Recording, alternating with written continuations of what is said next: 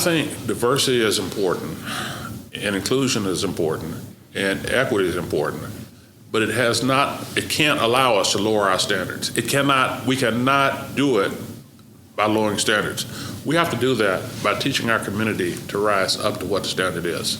So when we recruit, and when I recruit, and when we recruit, because this is the standard of the school now, the GPA numbers are important, the LSAT numbers are important, but sometimes you can find a kid that might not quite have those numbers.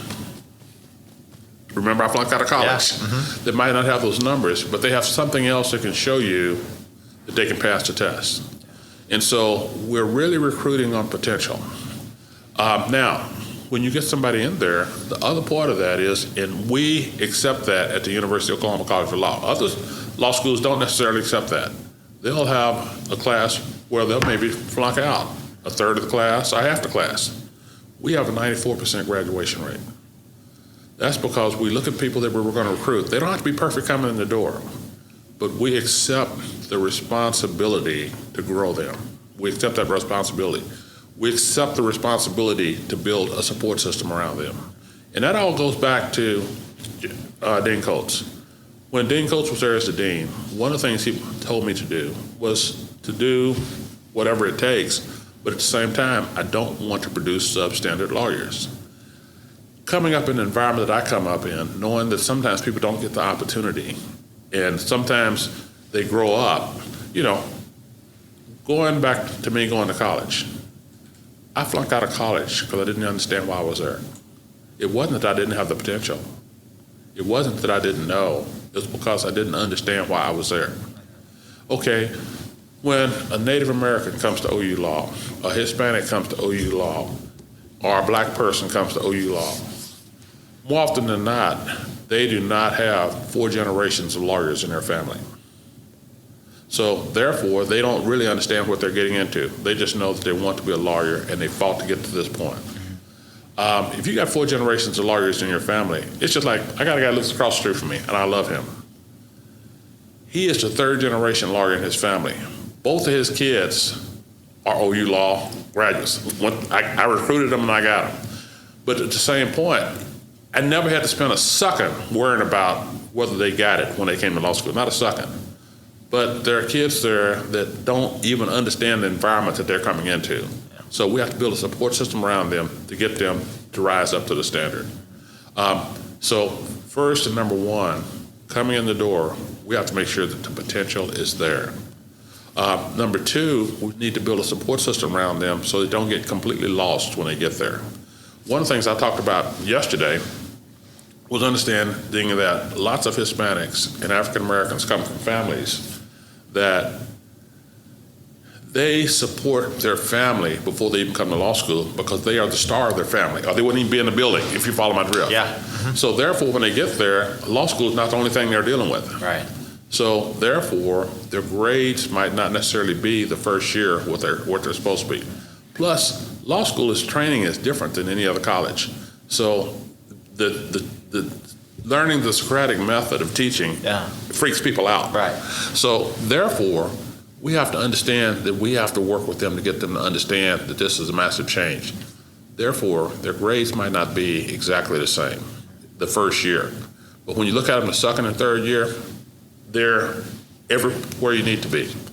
For me, the problem becomes number 3, make sure that they can find useful and beneficial jobs coming out of law school at the other end. One of the, for lack of a better term, fights I've been fighting is law firms will come to the University of Oklahoma and they'll say, well, we want somebody out of the top 15%. The problem is that first year, because they didn't know what they were getting into and they have to learn the system, many of the minorities don't get there the first year. But if I said, if you cut out that first year and look at the grades beyond that, you're going to find that you have a quality person. Right. It's taken now about 15 years to get firms in Oklahoma to understand that. And I'm so ecstatic right now because we got people like Andre Caldwell that we talked about. And you see them and you get them, and firms are looking at these folks to say, okay. I said, well, test them. I said, put them in positions. They said, well, I said, if you got a question, bring them in as interns so you can see what you're playing with. and then you make your own decision. And I was probably as proud this year as I've ever been. One of our students, who's an African American, comes in my office and she said, Dean Evans, I need some help. And I said, what's the problem? She said, Col Stanley and McAfee Taft had both offered me. And I said, isn't this the beginning of your third year? Not the end? She said, yeah.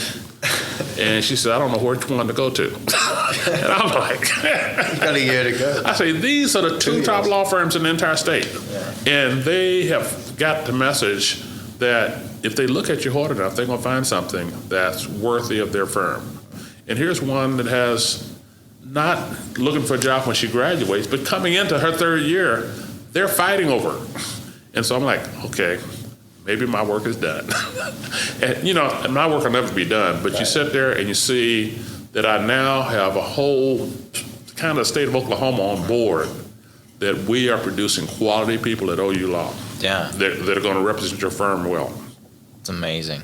Sadly, it's taken 15 years, right? Well, when Dean Coates hired me, and I didn't talk about this, he hired me and says, I want you to be my dean of students. Just after you graduated. 2 days. Right? 2 days after you graduated. But then a week after that, he calls me in and he says, Stan, I didn't hire you to be dean of students. Yeah. I'm like, what is he talking about today? He says, I hired you to help fix Oklahoma. And I said, what do you mean, Dean? He says, Oklahoma is changing.